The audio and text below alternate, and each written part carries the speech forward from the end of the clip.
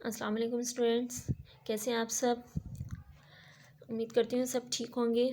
اردو کی بک میں ہم نے کل پڑھا تھا پاکستان کے ہمسائے کی بلند خوانی کی تھی اور کچھ الفاظ کی معنی ہم نے سیکھے تھے۔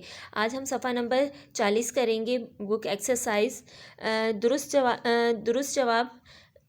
جواب کے دائرے کو پینسل سے بھریے اور خالی جگہ میں لکھیے۔ پہلا ہے پاکستان براعظم ڈیش کا حصہ ہے؟ ایشیا پہ اس طریقے سے پینسل بھریے اور ایشیا لکھیے ڈیش میں۔ نمبر 2 ہے پاکستان کی مشرقی سرحد ڈیش سے ملتی ہے؟ کس سے ملتی ہے؟ بھارت سے۔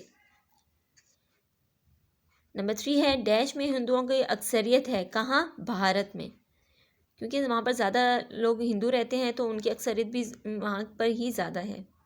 چین کا دارالحکومت ڈیش ہے؟ بیجنگ ہے، یہاں پر ڈیش میں لکھیے۔ پینسل کو شارپ کر کے اور اچھی رائٹنگ میں آپ لوگوں نے کام کرنا ہے۔ اب آ جائیے صفحہ نمبر 41 عین اور غین کی درمیانی شکل۔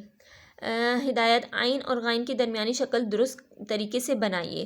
جب عین اور غین درمیان میں آتا ہے، یعنی کہ اس سے پہلے بھی حرف آتا ہے اور اس کے بعد میں بھی حرف آتا ہے، تو اس کو کس طرح سے لکھا جاتا ہے؟ بے غین کے بعد یہ کے بعد اس طریقے سے رے بنا دینا ہے۔ آپ لوگوں نے یہ کیا ہے؟ بغیر۔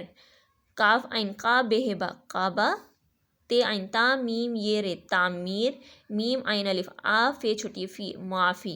آپ لوگوں نے اسی طریقے سے یہاں پر اپنے ریڈ لائن پہ اس کو جو ہے کام کرنا ہے۔